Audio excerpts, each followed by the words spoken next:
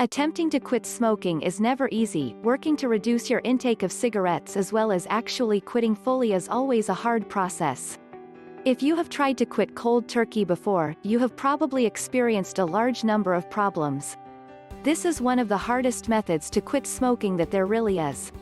This can really make the process of quitting smoking so much harder than it really is. If you have struggled to quit cold turkey before, there is still help available to you.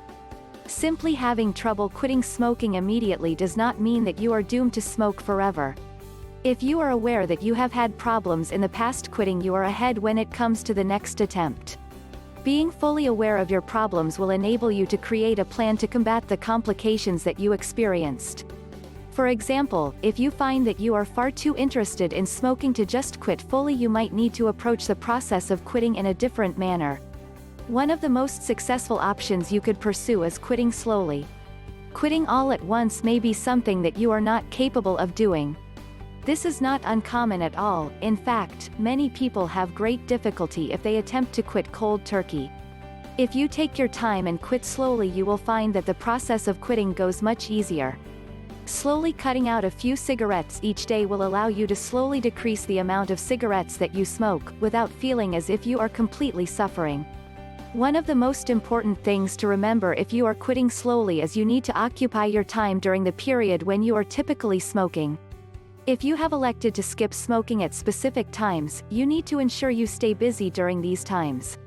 This would mean finding a way to keep your mind occupied that will not involve keeping your hands idle. After all, if your hands are idle, you are much more likely to slip up and smoke again. If you find that you have a very strong temptation to smoke during these times, you need to create a specific task that you will do whenever the urge is strong to smoke. Looking into nicotine gum or possibly even chewing regular gum may be all of the help that you need to avoid the temptation to smoke when you are most tempted. Regardless of how quickly you are trying to smoke, you should always cut out no more than 2 cigarettes a day until you have established a successful pattern. If you have gone a week with the reduction of 2 cigarettes successfully, it would then be time to decrease another 2 cigarettes. Going slow will allow you to easily see the point where you start to have serious problems, but at the same time build up your self-control. In the very least, you will begin to see improvements in your health due to the decrease of cigarettes that you are smoking still. Of course, as everyone knows, it is much better to simply quit smoking fully, but this is not always possible for everyone.